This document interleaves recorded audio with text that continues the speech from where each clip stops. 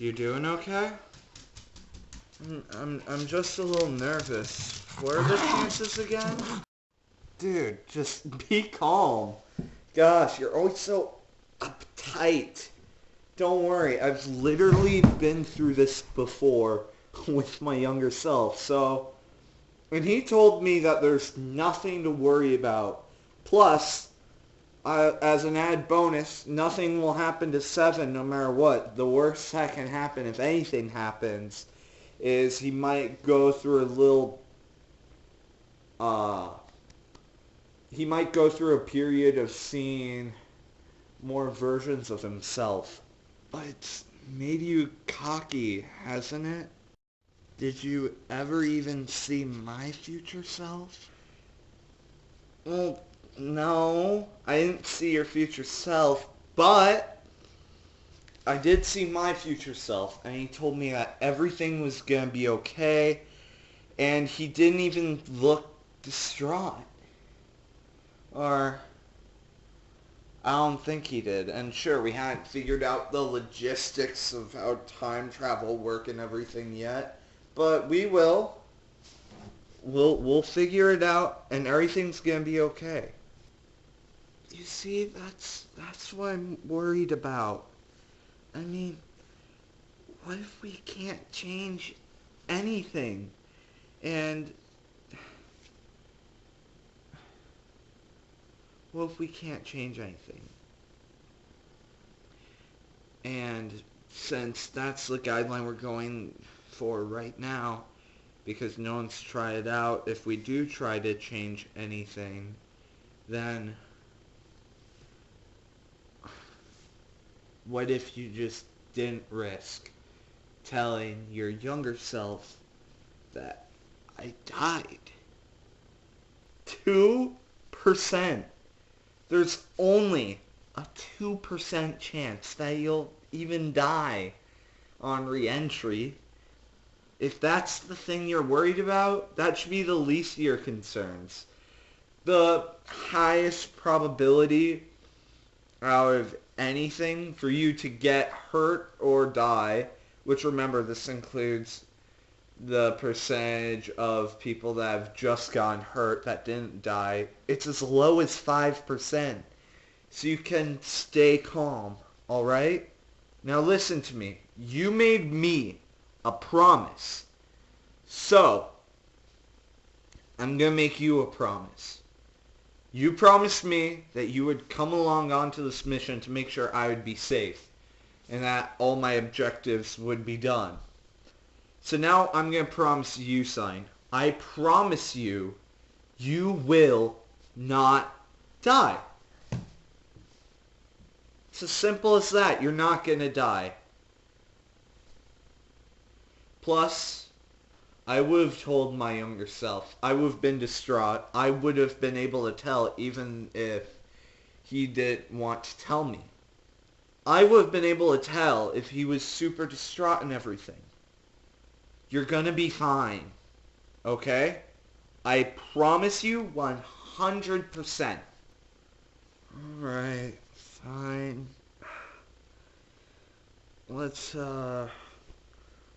review the mission parameters. Oh, you and your friggin' mission parameters.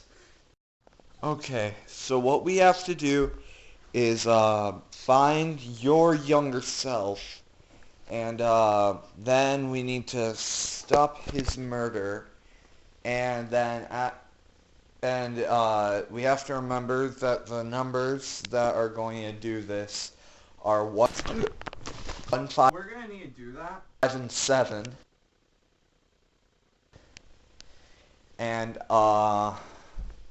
pretty much we just have to stop the murder, apprehend them, and then we have to set you on your path to become what you are right now. Does that sound about right? Alright. That sounds perfect. Let's go. Alright, fine. But if I die, I'm gonna blame you. Fine. Go right ahead. Alright, you ready now? Do this. Hey, so this is me from an alternate timeline number 6. I'm gonna tell you what my other self didn't know. Now, the reason why I know the situation of what you're watching is I was sent the footage of this alternate timeline. But anyways, I'm gonna explain everything as best I can now. Most people, when they heard time travel was invented, their minds immediately went to films like Back to the Future, Groundhog Day, Looper, Primer, 12 Monkeys, or The Terminator. None of those were right. Some people were worried the explanation would create religious hysteria. This is proof of the existence of a higher being, aliens, God, evolution. Turns out we still believe what we want, because all of these can coexist with time travel. Personally, I believe in God, and here's how. Have you seen Donnie Darko? That's about the closest movie it's got to the truth. The reason we can create alternate timelines is through what we call the doorway. This is what we call our time machine. God has different alternate options for how the universe plays out, is how I see it. Now, he's given us the opportunity to test each one out. The door opens each timeline where we do X, and it creates Y and Z. Now, he's given us the opportunity to test each reality out. The door opens each timeline where we do X that causes Y and Z, like I said. God, if you believe in him, gave us the opportunity to stop Kennedy's assassination. We never even knew there was an attempt until we were told by the time travelers. Our plane of existence is God's recommendation. He chose it for a reason, so we have to tread carefully, because if we don't, things will turn out bad. Odds are they will anyways, because no matter which universe we go to, things will end up more screwed than when they started.